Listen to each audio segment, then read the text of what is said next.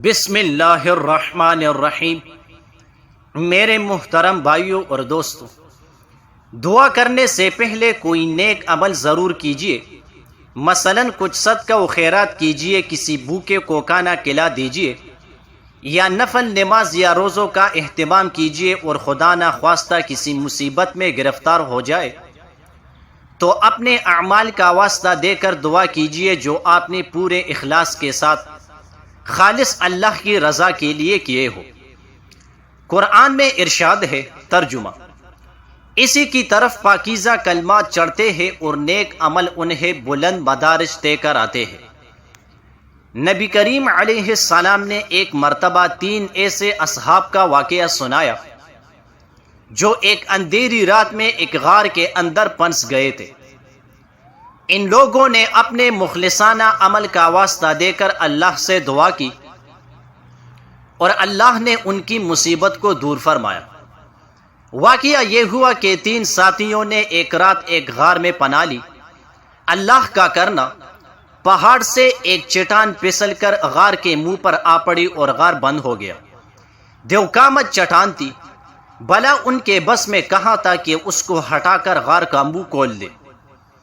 مشورہ یہ ہوا کہ اپنی اپنی زندگی کا مخلصانہ عمل کا واسطہ دے کر اللہ سے دعا کی جائے۔ کیا عجب کہ اللہ سن لے اور اس مصیبت سے نجات مل جائے۔ چنانچہ ایک نے کہا، میں جنگل میں بکریاں چرایا کرتا تھا اور اسی پر گزارا تھا میرا۔ جب میں جنگل سے واپس آتا تو سب سے پہلے اپنے بوڑھے ماں باپ کو دودھ پلاتا اور پھر اپنے بچوں کو۔ ایک دن میں دیر سے آیا، بوڑھے ماں باپ سو چکے تھے، بچے جاگ رہے تھے اور بھوکے تھے، لیکن میں نے یہ گوارا نہ کیا کہ ماں باپ سے پہلے بچوں کو پلاؤں، اور یہ بھی گوارا نہ کیا کہ ماں باپ کو جگا کر تکلیف پہنچاؤں۔ چنانچہ میں رات بھر دودھ کا پیالہ لیے اس کے سرہانے کھڑا رہا۔ بچے میرے پیروں میں چمٹ چمٹ کر روتے رہے، لیکن میں صبح تک اسی طرح کھڑا رہا۔ اے اللہ، میں نے یہ عمل خالص تیری رضا کے لیے کیا ہے، تو اس کی برکت سے غار کے منہ سے چٹان ہٹا دے۔ تو چٹان اتنی ہٹی کہ آسمان نظر آنے لگا۔ دوسرے نے کہا، میں نے کچھ مزدوروں سے کام لیا اور سب کو مزدوری دی، لیکن ایک شخص اپنی مزدوری چھوڑ کر چلا گیا۔ کچھ عرصے کے بعد جب وہ مزدوری لینے آیا تو میں نے ان سے کہا کہ یہ گائے بکریاں اور نوکر چاکر سب تمہارے لیے ہے، لے جاؤ۔ وہ بولا، اللہ کے لیے مذاق نہ کرو۔ میں نے کہا، مذاق نہیں، واقعی یہ سب کچھ تمہارا ہے۔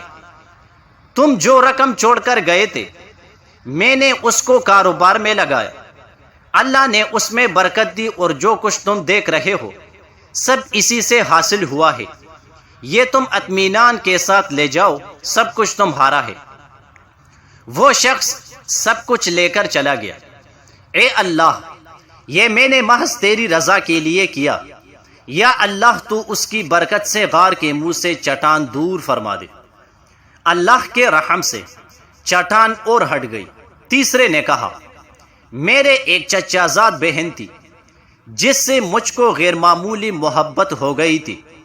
اس نے کچھ رقم مانگی، میں نے رقم مہیا کر دی، لیکن جب میں اپنی ضرورت پوری کرنے کے لیے اس کے پاس بیٹھا تو اس نے کہا، اللہ سے ڈرو، اس کام سے باز رہو۔ تو میں فوراً اٹھ گیا اور میں نے وہ رقم بھی اس کے لیے بخش دی۔ اے اللہ، تو خوب جانتا ہے کہ میں نے یہ سب تیری رضا کے لیے کیا ہے۔ اے اللہ، تو اس کی برکت سے غار کا منہ کھول دے۔ اللہ نے غار کے منہ سے چٹان ہٹا دی اور تینوں کو اللہ نے اس مصیبت سے نجات بخشی۔